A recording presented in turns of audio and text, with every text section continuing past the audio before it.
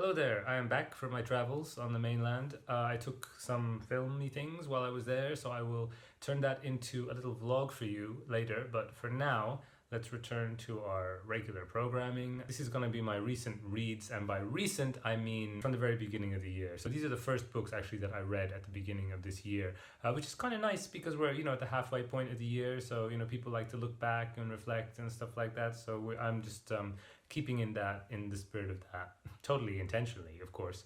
But yeah, that's what this video is. So first book I read this year was the Heroides by Ovid. This is a book of poems, and each poem is a letter from a character from Greek mythology, a woman writing to her lover or partner. There's some exceptions. Towards the end, some men appear, and there's letters written by men. And also there is one actual real historical person, Sappho, to one of her lovers, is also one of the poems in here. One of the least interesting ones for me, actually. But maybe just because I don't know much about Sappho. I did a video after I finished reading this, so I'll just link to that somewhere rather than go into too many details here, but a great way to start the year. Also at the beginning of the year, I finished reading the manga series The Drifting Classroom, or Hyoryu Kyoshitsu by Umezu Kazuo. 7, 8, 9, 10, 11, those 5 volumes, I read them kind of not all in a chunk like that, but I'm gonna put them all in a chunk together because so much happens in every volume of this manga that to try and review them individually would take a whole video, and that would be an interesting video, but I'm gonna just kind of smush them together. This is a series about some school kids whose school gets transported into the future, which is like a horrible nuclear wasteland kind of thing where there's just absolutely nothing. It's just kind of a wasteland, and then how they survive. So it's kind of a survival story, but it's also a weird sci-fi horror kind of thing going on with lots of Lord of the Flies kind of vibes, because especially towards the end, in these 5 volumes, it gets very Lord of the Flies-y because the kids are kind of in different tribes and they are, at war with each other and doing pretty unspeakable things to each other at points. It's originally for children. It's a shonen manga. But in the 60s or maybe early 70s, I forget. So what was appropriate for children in the 60s and 70s is not appropriate for children now by today's standards, I think, at least in the West. There's a scene where the kids have to perform, what was it, one of them gets appendicitis really randomly. That's the thing, this is all over the place, by the way. It's absolutely insane. New adventures just pop out of nowhere. So right when we're reaching the sort of the climax of one little strand of the story, the main character gets appendicitis and they have to operate him with the rudimentary tools they have at hand, and they're just kids, right? So they're kind of looking through books and trying to find what resources they have, and it's really harrowing, and it's really good actually. It manages to keep the tension ratcheted right up to 11 and not really let go. There's just really occasional bits where it gives you a few panels to breathe, and then boom, appendicitis or an alien or a mutant or some clue about what happened in the future, or there's always something happening. You're just absolutely bombarded with images, and really, really powerful, stark images. It kind of dips in places because it was a serialized manga, so a lot of the kind of weird, wacky adventures that happen in one volume kind of, they wrap up and they never get mentioned again. But lots of the really important open-ended things get tied up at the end. So lots of loose strands that were opened in volume 2 or whatever and then forgotten about.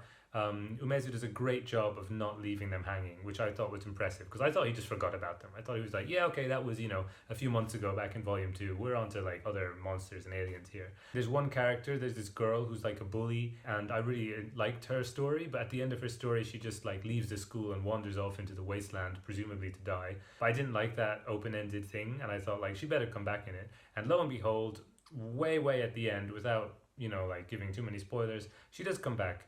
And so that was quite satisfying. There's also a parallel subplot which is going on back in the present, so 1960s Japan, which is following the main character Sho's mother, who has some sort of telepathic link with her son. Again, I don't remember if that's ever explained, but yeah, don't worry about it. It's one of those mangas where you just don't worry about it. And she's just a fantastic character. I've talked about her before in other videos as well, and I was really happy that she also plays a prominent role at the conclusion of the series. Something that the ending of the Drifting Classroom really affirmed for me was this feeling that I have with a lot of 60s literature that I've read.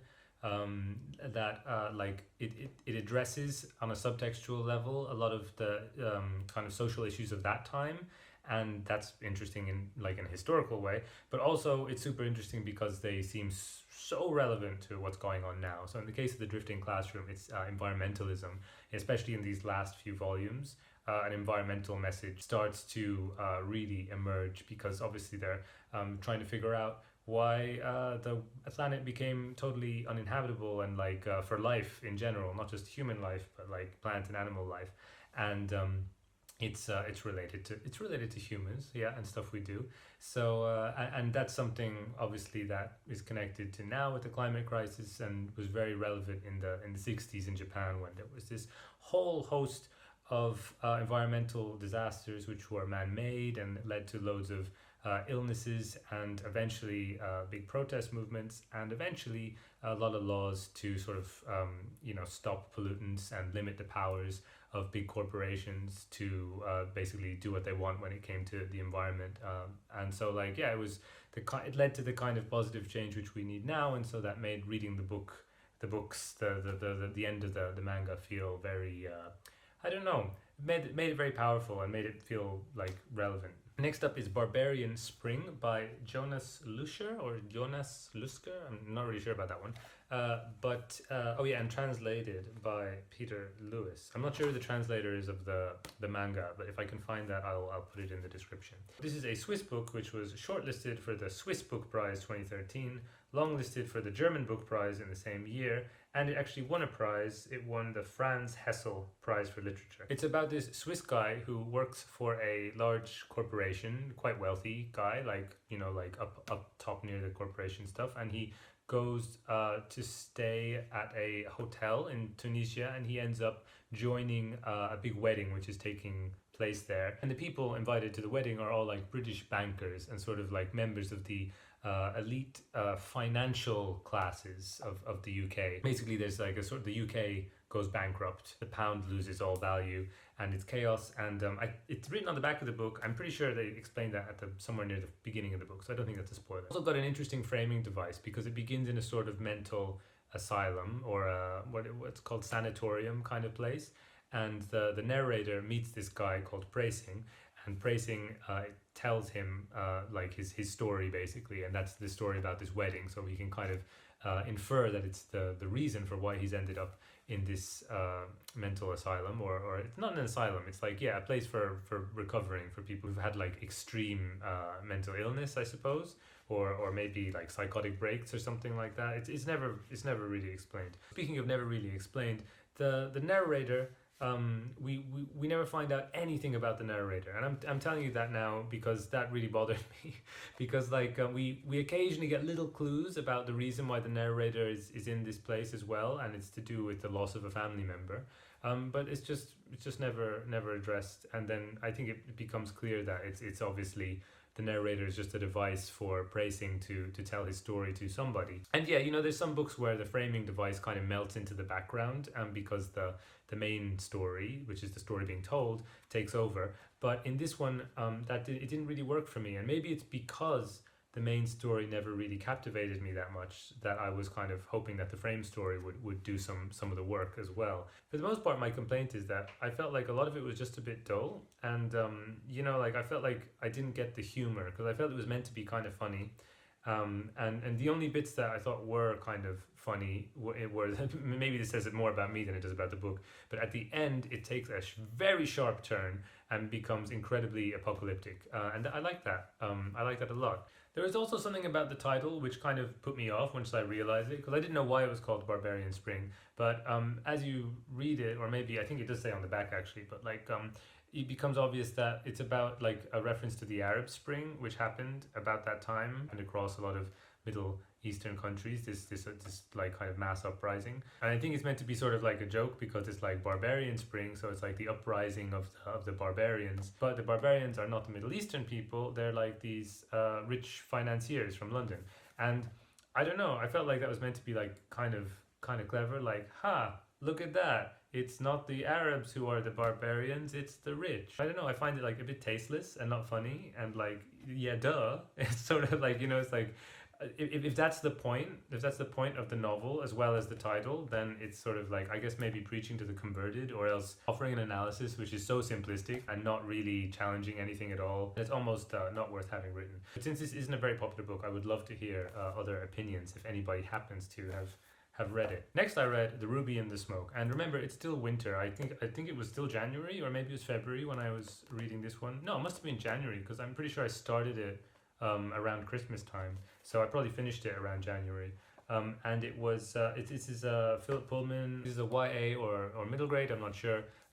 Set in Victorian England, and it is about someone called Sally Lockhart. It's got that great atmosphere of, which I think is really suitable for winter, of the foggy streets of London, and like mysterious goings on and smugglers, and like low level crime that needs to be solved by intrepid heroes and stuff like that.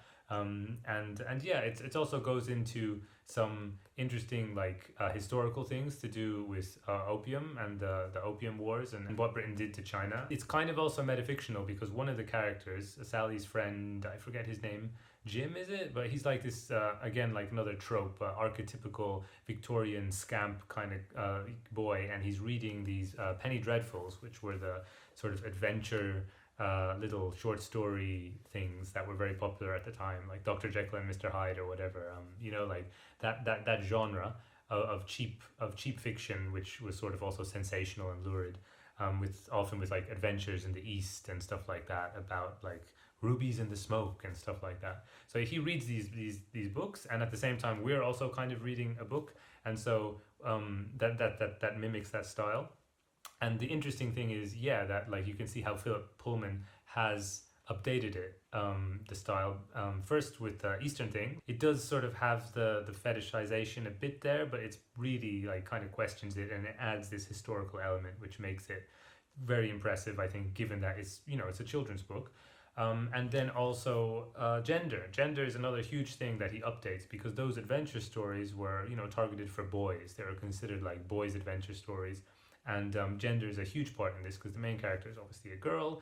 She her outlook on life is shaped by her gender in lots of ways. We're often in her head, and we feel how uncomfortable she feels when she sees women wearing dresses and rearing children and fulfilling all the traditional roles of womanhood, while she's got a pistol hidden in her pocket, and she feels more comfortable doing what's traditionally ascribed as boy stuff, for example, being a hero in an adventure story.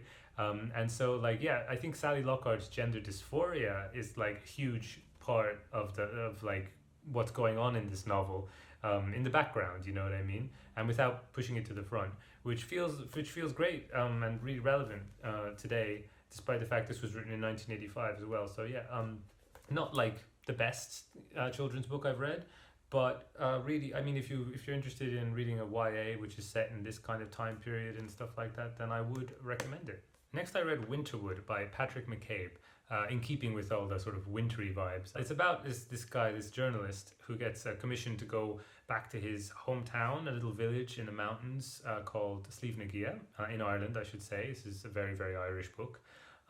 And in that town he meets someone called Ned. Was it Ned? Yeah, Ned Strange. And this guy is a fiddler, and he's kind of like a repository of the folk memory of the town, because the village is starting to change, it's starting to modernize, Ireland is changing. This is all set in the 1980s, and then it moves towards the present. But yeah, old Ned, he is a bit of an odd fellow, we start to understand at the beginning. And the opening hook of the book, of the narrator, and his personality, the way his personality comes through as feeling a bit out of place back in the old village, a bit like he's a city man now, and he's doesn't really fit with this old Ireland that he's come from. and then also the sort of the unnerving forwardness and brashness of Ned when he tells his stories, and some of the strange things that he says, which are very uncomfortable, let's say, and suggest sinister goings on. All that is done so well. The opening pages of this book are brilliant. I say pages. I listened to it on the audiobook, and the audiobook experience for me was phenomenal. One of the most.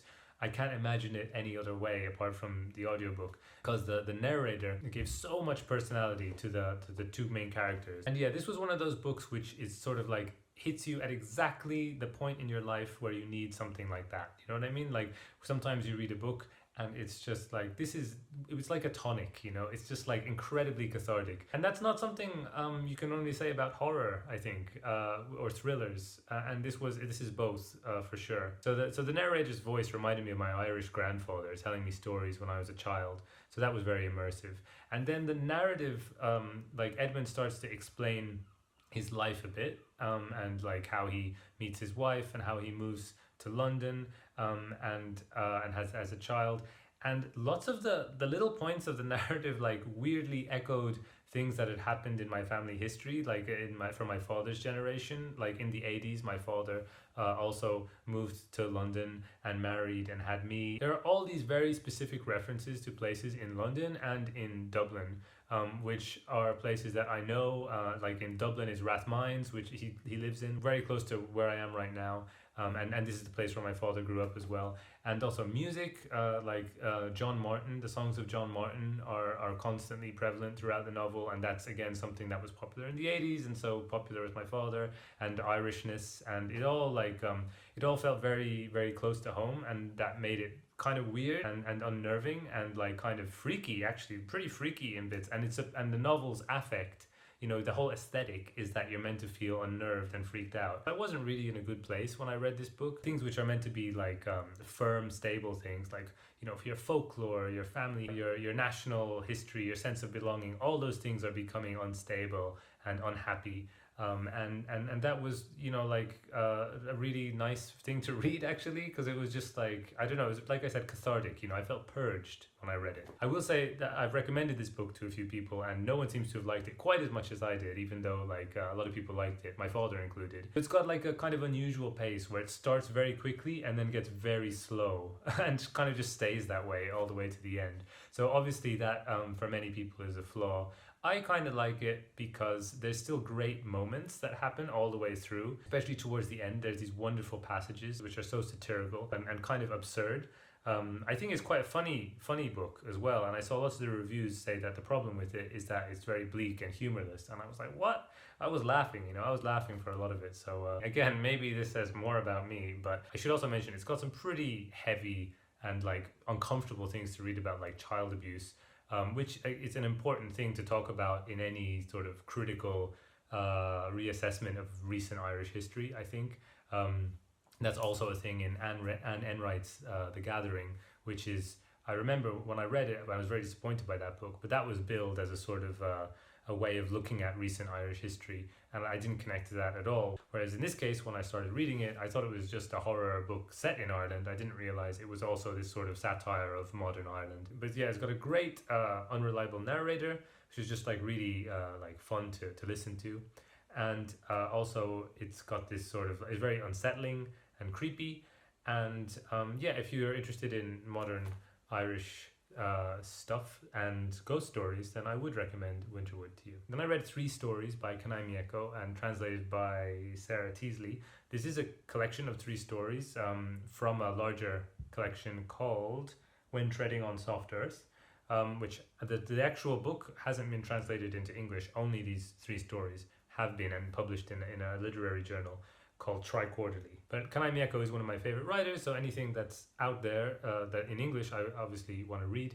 I honestly don't remember these 3 stories at all, really. I just got like images in my head from them of like somebody sitting by a pool in a garden and like a television being on and like a movie playing, and like it's very experimental writing. It's the most, I think, experimental writing that I've read by her. The vibes were good. but hard to like make strong connections with. It just feels like a bit of a dream or something like that. Yeah, I enjoyed it, but I wouldn't recommend it as a starting place for Kanai Mieko. Moving on swiftly to I Am China by Xiaolu Guo. I heard about this on Freddie's channel, Sluggish Reader. He rated it really highly, and I don't know, there was a lot of things about this which intrigued me. The Scottish translator is given an assignment by her publisher. She gets a box full of letters and diary entries, and they are a correspondence between two lovers. The lovers are, one of them is a musician who seems to have been like quite a big musician in China, but who is at the beginning of the book, he is in the detention system for refugees in the United Kingdom as a Chinese dissident seeking asylum. His lover is someone, she's in Beijing, and she's sort of like trying to find herself, and like now that her lover is gone and so on, and get her life back on track. She goes to different places in the novel. She goes from Beijing to her hometown, and eventually she goes to the United States. And she's sort of more on a journey of self-discovery, I think. Well, all three of them are on a journey of self-discovery. Basically a story about three characters. We get at the two Chinese stories through the translator of Iona, who has problems of her own. For one thing, she's got this really loveless sex life.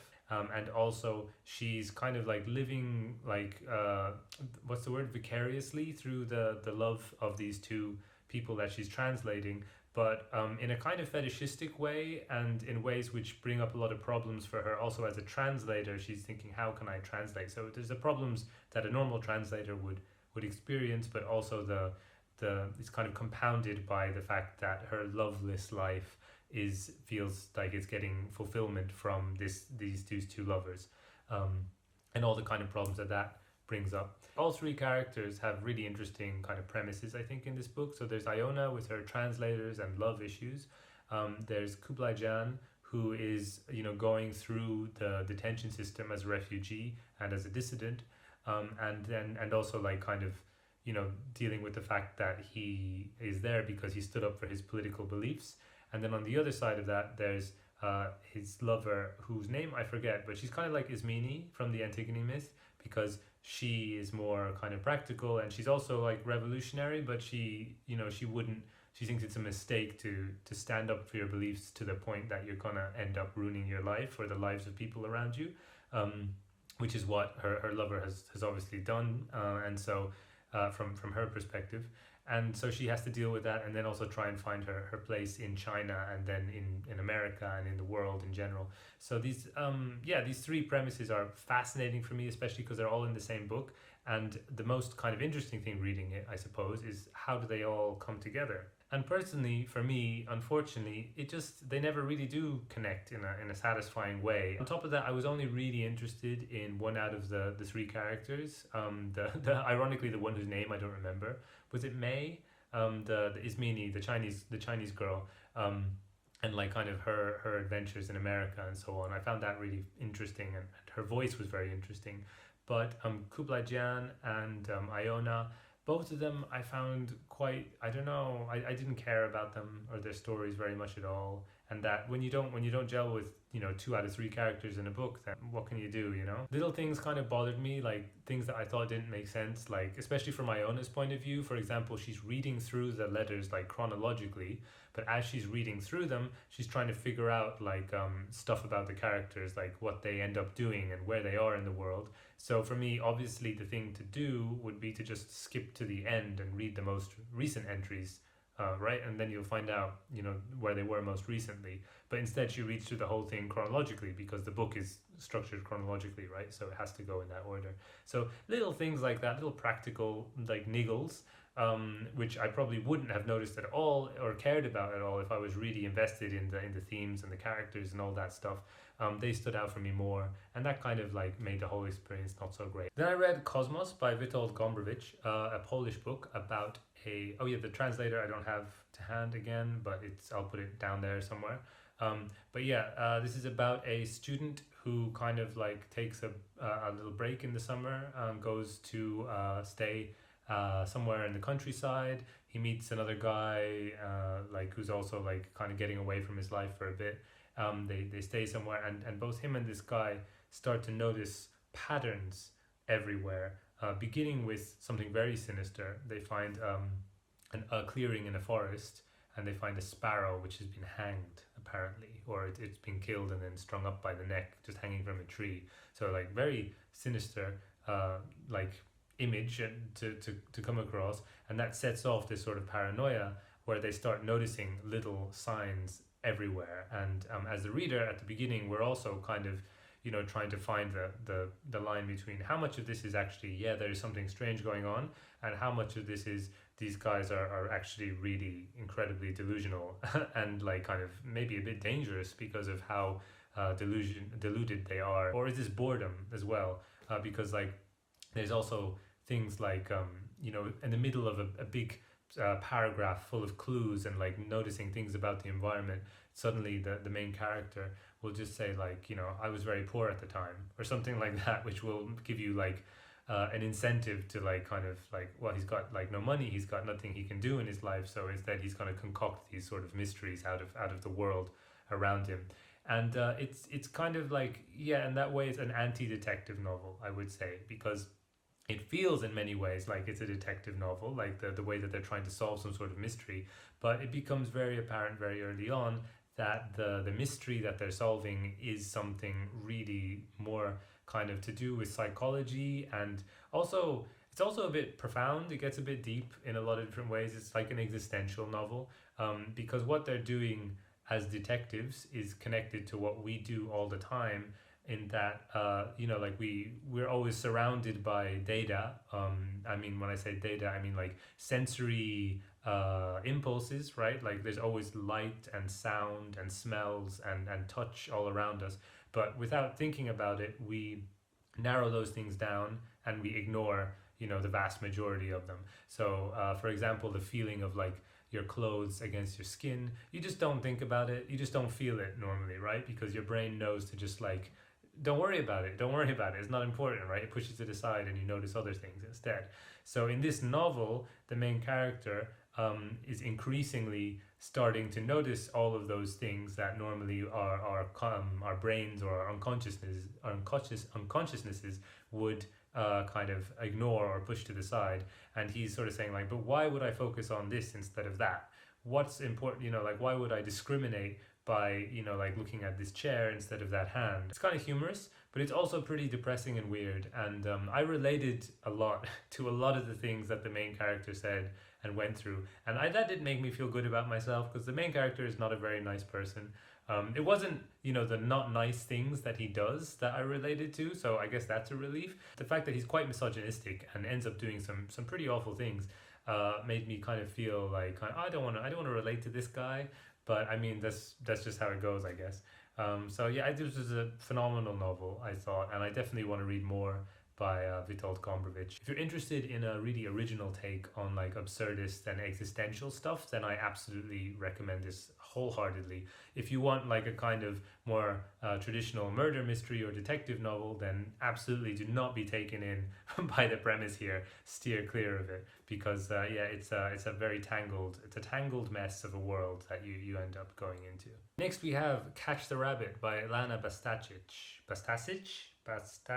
Again, not really sure about that one, apologies.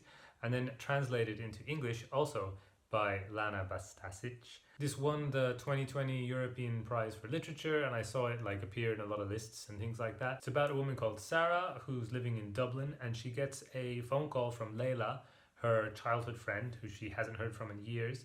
And Layla says she wants Sarah to drive her from Bosnia to Vienna, where her brother is supposed to be. And so I mean, like at the beginning we don't really know the relationship, but Sarah is sort of like, oh okay, I have to go then. So she goes from Dublin to Bosnia, and then from Bosnia it's the rest of the novel is like a road trip. And as they drive across the country, we get more memories, and we get more like of their relationship and like what they mean to each other, and like why they have this very strong attachment, and what's the sort of the nature of their attachment. And it's about female friendship, and it's about, I guess, Bosnia and like kind of memory and trauma to do with the past of that country. With the title and also with some of the promotional material around this, I got the impression that it's not a retelling, but like maybe like very like inspired by Alice in Wonderland as well, and that was kind of like attractive to me. And there is an Alice in Wonderland theme which is running all the way through, but it never it never veers into magical realism or stuff like that. It's quite a realistic novel. It's more about the psychology of these two women and their memory and so on. Like Winterwood, actually, we maybe this is just a common thing in fiction. We have this core pairing in the novel of a very unreliable narrator in Sarah, and also like a very kind of larger than life character in Layla. Because Layla is very like kind of brash, and she does a lot of kind of unpredictable things, and like for example the phone call which starts the whole adventure. And their personalities seem very like, one is very subdued and passive, and the other one's very active and going out there and like kind of making her way in the world. And then obviously like we get to learn more about them and the connection between them, and the sort of the way that they sort of need each other as people. More than Winterwood, it reminded me of Passing by Nella Larson, actually, because that also has this pairing of your narrator being someone who is like kind of a little bit more passive, a little bit more conservative and unsure of themselves, and also very unreliable. And then you have the main character who is like in Passing, what was her name?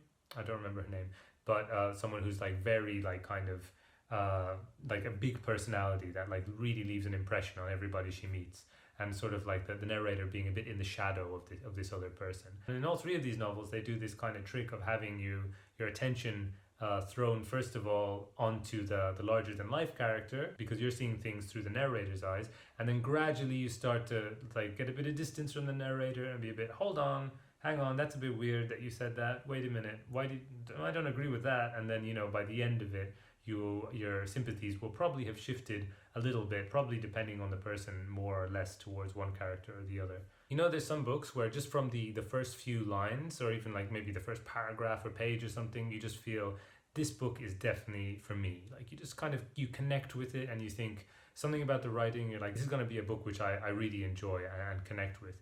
And like for me, this book was the opposite of that, because when I read the first page or the first few sentences, I forget, I just had this feeling of, I'm not really going to connect with this.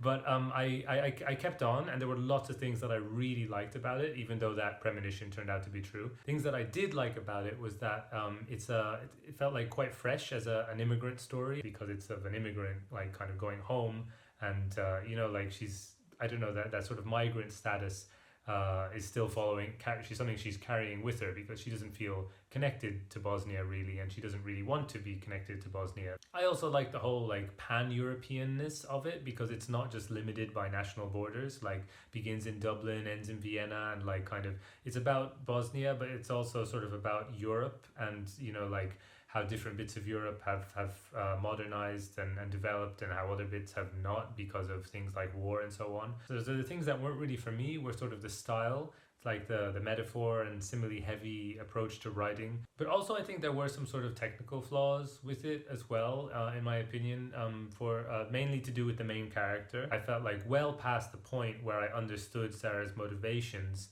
and like and her perspective of the world, I was still stuck in her head and having to see things the way she sees them, and that felt like very limiting to me, and just not that fun to read towards as the novel went on. But yeah, again, I really enjoyed the sort of the pan-European flavor of it, and also the some of the observations and the images about like sadness and friendship and dependence in relationships between people. Like I thought they rang really true, and they really resonated with me. I was quite moved at different bits in the book. Finally, we have The Employees by Olga Ravn, translated by Martin Aitken. This was a very popular book on BookTube for a while. It was shortlisted for the Booker International Prize, and I think it appeared on a lot of other prize lists. It's about, it's like this, it's told in interviews, like just interview fragments, which I really like, that sort of epistolary form. Big fan. And it's it's of employees on a spaceship, and the spaceship is sort of orbiting, I think, a planet or something, and they've taken these objects from the planet, because the interviews are mostly about the employees' reactions to objects, like the strange objects, and describing like what kind of object it is, like what it looks like to them, what it feels like, how, you know, like how they make sense of these objects is how the story begins. It's a book that in many ways I felt sort of wanted to be like an audiovisual experience or something because of these descriptions of the objects. And yet, like, I was like kind of surprised, but also like it made total sense when I found out that the inspiration for the book was like some art installation that the author had visited, and like by looking at the objects she decided to write about them in this novelistic form.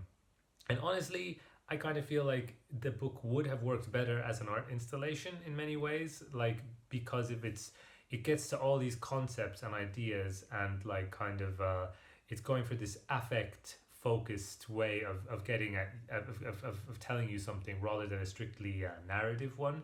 And so I can just imagine walking through like a spaceship like gallery and seeing these things and hearing text, hearing the voices of the different crew members, and like it felt to me like an art installation. And it could be like an amazing art installation, but I didn't feel like it really worked as a novel, to be honest, and I was quite disappointed. I really liked the ambition, and I liked some of the concept behind it of using these sort of like really visceral and sense-based language to get at ideas which are reminiscent of body horror and corporate power, and how that affects ordinary workers, and AI and like humans and robots, and what's the difference between them, and sort of like some of the struggles and existential problems that can come up there. But the one of the big problems for me was that all reminded me of movies that I've seen that tackle those things but in more engaging ways, and also which had like quite good narratives as well. For example, if you're interested in the angle of like body horror and like a subtext of corporate power and working class identity in space, then you can watch Alien and get like a really impressive like audiovisual experience as well as a good narrative. And if you're interested more in the sort of the robot versus human AI identity, what makes us human kind of story, but again like with this sort of like grimy vision of the future in a sci-fi context, then you can watch Blade Runner, the original, obviously. So there's two movies. Just watch those two Ridley Scott movies, and I think you'll have like a more satisfying visual audio experience and a more satisfying story, because the story here, I mean, the narrative isn't the main point, but I thought it was a real weakness for me that like the things that it explored, it didn't really have much to say about them, and it was only reminiscent of other media which I found more entertaining and more fulfilling, but which tackled very similar things. So I don't know, maybe there is something like very specific about having this in a novel which you could only do in a book, which you couldn't do in a film or in an art installation or something like that. But I didn't feel that. I felt that like it would have been better if it wasn't a book, if it was something else. Sorry to end on a downer. I know that this book was quite well loved by a lot of people on BookTube, and I did admire a lot of the concepts but not the execution. Oh yeah, and if Olga Ravn or somebody else did do a big art installation which had like the chapters of this novel like kind of as little headphones that you could fit in as you walk around, different like kind of visual experiences with different objects and stuff like that floating around, then I would absolutely pay to see that. That sounds amazing. But as a reading experience, it wasn't for me. So that's it for now. Thank you very much for watching. As always, let me know down below if you've read any of these, or if based on what I've said you have any recommendations for things that you think I might like more than these books, because there were quite a few I feel like at the end that I didn't get on with as well as I wanted to. But that said, at the beginning of the year there were a bunch that I did love, so it was a good mix maybe all around. But yeah, catch you in the next video. Bye bye.